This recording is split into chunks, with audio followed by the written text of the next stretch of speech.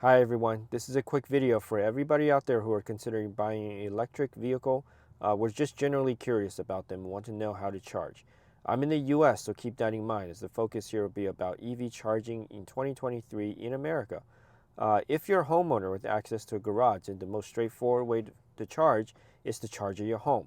Almost all modern EVs in 2023 come with a home charging adapter when you buy the car, or they're available from your car manufacturer as a relatively low-cost option. I'm not going to cover the home charging option in this video just because for the most part each of the EV manufacturers out there, they all have their own videos on their home charging adapters, how to install and how to use them. I'll provide some links in the description area of this video if you're interested in checking some of those other ones out. What I will cover here in this video is a few of the charging options for those of you that live in apartments, also charging at various public charging stations where you're on the go, or if you're out at your workplace or at a mall like I am at right now. First, you should know there are two categories of chargers. Basically, they're just considered fast chargers and then also slow and trickle chargers. Depending on your vehicle's battery size or battery capacity and that vehicle's built-in charging capabilities, fast chargers can typically recharge your EV to full capacity within about an hour. In most typical use cases, a 20-minute charging session on a fast charger can add 100 to 150 miles of range. That should be more than enough to allow you to do whatever you need to do before you need to charge again. I'm actually going to show you the slower trickle chargers, and these are the ones that you would use if you know you're going to be parked somewhere for like an hour or for several hours. And you know, right now you can see that I'm at just at an outdoor parking area, just a typical, could be a typical office building or shopping mall structure. This particular one has chargers made by a company called ChargePoint, which is basically the largest network of independent EV charging stations in the US. They have a good app that shows you all of their location details, and charging with ChargePoint is generally very easy. You just save your credit card information to your phone app, and you just scan the app wallet at the charger. That'll unlock the charge cable, and you just plug it in, you just go. That's all there is to it. Once you lock your car, you can walk away, and your phone app will notify you when charging has stopped. Let me show you how easy it is, and we'll do that. We'll do that right here. So let's get out of the car. Okay, so like I said, this is a ChargePoint charging station right over here, and we are going to use our mobile app to unlock this. As you can see right now, this is locked in. It's not going to allow you to do anything, but once we scan this, just like that, it is going to unlock. It's authorizing right now. Okay, you heard that. That unlocks it. And then what we'll do is we'll open the trunk because this is where I keep my charging adapter. Now, ChargePoint and most of these other public charging stations, they use what's called a J1772 plug, and that's what this looks like. Teslas do not. Teslas use their proprietary plug. It is called NACS for North American Charging Standard, and this is what a Tesla plug looks like. So as you can see, it looks very very different actually. And so all you do, which by the way, Tesla includes this charging adapter with every Tesla. If you happen to lose it, you can buy it separately from them or from elsewhere. It's pretty cheap. It's like $40 or something like that. Don't quote me on that. I don't know how much it is. Haven't looked in a while. But it's you just plug this in just like that. Really easy, and you're good to go. Basically, our app is scanned and it's just telling you, plug in. And so yeah, just like that, we just push the charging door. All Teslas have it on the bottom. I'm sorry, on the back left of the car, and you just plug in. Just like that. You hear the chunk that turns blue, and that indicates that it's about ready to charge. And so right now, it is it's going. You can see that it charges you by the energy delivered, not by the amount of time that you sit on a charger here. And so right now you can see it's already started delivering 0.1 kilowatt. So I do want to talk a little bit about this. What you see here with this. This again is Tesla Model X Plaid. With this car, I get about 20 miles of range for every hour that I use a ChargePoint charger, for example. So at a slow trickle charger like this, you know, again, it's about 20 miles an hour that it'll charge up for.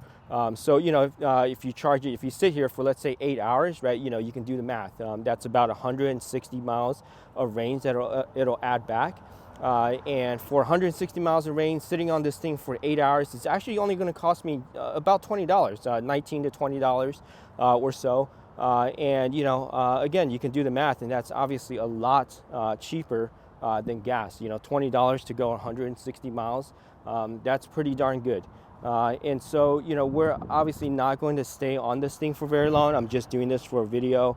You know, we don't have to actually charge this car. I'm pretty near battery capacity, so we're just going to go ahead and unplug. And I'll show you how easy that is to do that. Basically, you know, you just pull this thing, and that's it. Remember to keep your adapter with you. Don't lose that. I have seen many people lose this, and what they'll do is, you know, they'll just leave it on like this and try to plug it in. Sometimes, you know, people are in a rush and they're not thinking, they're just getting ready to go. So you don't want to do that. You know, if you do, it's not the end of the world. You can, like I said, you know, you just order one of these. But that's it. You know, it only charges 5 cents because it only delivered 0.1292 kilowatt hours. So plug this back in, it's going to lock, it'll send the receipt over to our mobile app, and that's it. We'll cut this video off here, and I'll go somewhere else to show you another public charging option. Okay, cool. So welcome back. I'm now at a Town Place Suites by Marriott Hotel. This is in Lake Forest, California. You can see here, this is an awesome property because they have both the Tesla charger and a Clipper Creek version. Now, both of these are the slow trickle chargers like I was talking about earlier. For the Tesla ones, it's really simple, right? You know, this is the NACS port. As you can see, actually, you can even just hit this and this should open the door. And that's it. You know, this will automatically start charging. It's free over here. You can see it's already kicked over. Great for hotel guests. Now, this particular hotel, you know, they'll, I mean, obviously it's for guests only. But other ones will have a more strict policy on this stuff. It might be behind gates, you know, that will require readers and all of that.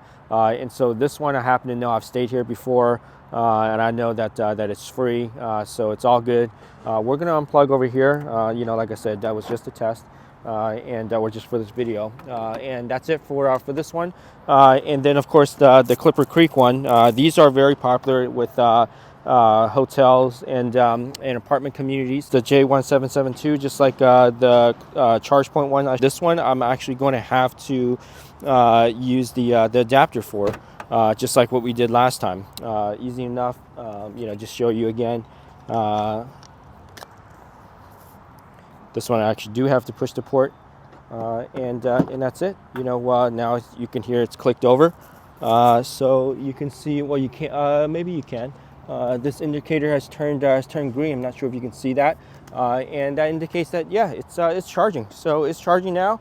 You know, again, you know, as a hotel guest, you could just hang out here and leave your car. You know, a couple hours later, you could be fully charged.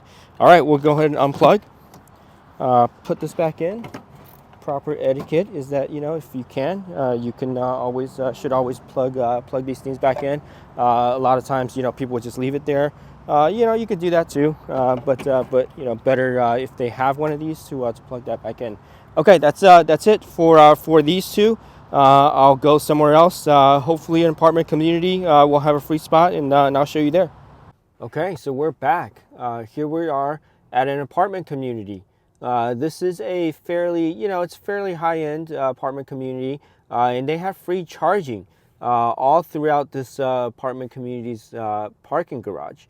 You can see that that they have Clipper Creek units here, you know, which is actually, again, very, very popular. We just saw that in the last segment at the Town Suites place, the Marriott Hotel, and we're seeing it here. Lots of apartment communities that I've seen here in Southern California uses Clipper Creek.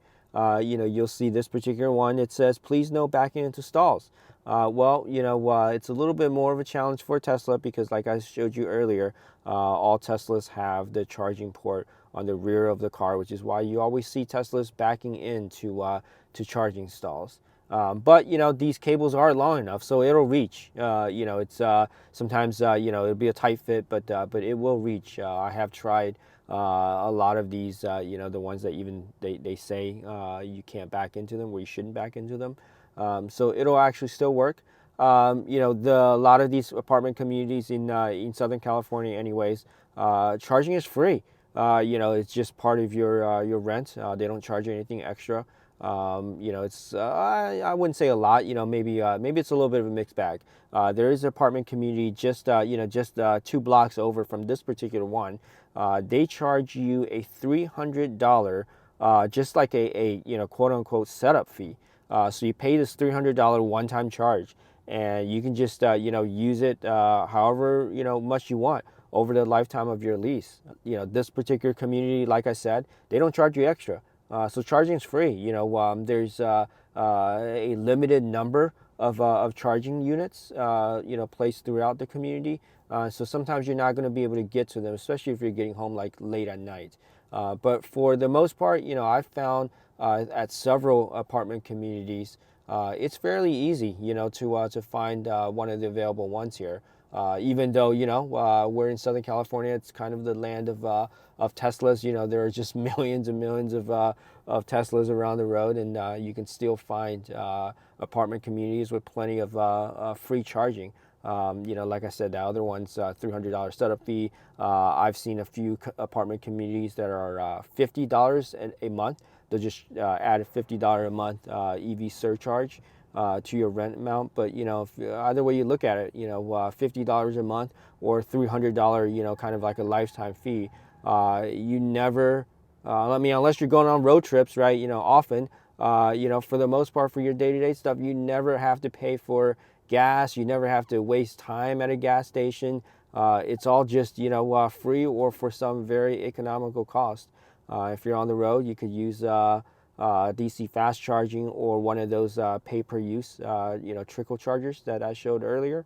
But generally speaking, you're going to save money compared to a gas engine car, in this day and age. So there you have it. I think we'll end this video now. Please like and subscribe. I will have more of these types of videos for you in the future. Thank you.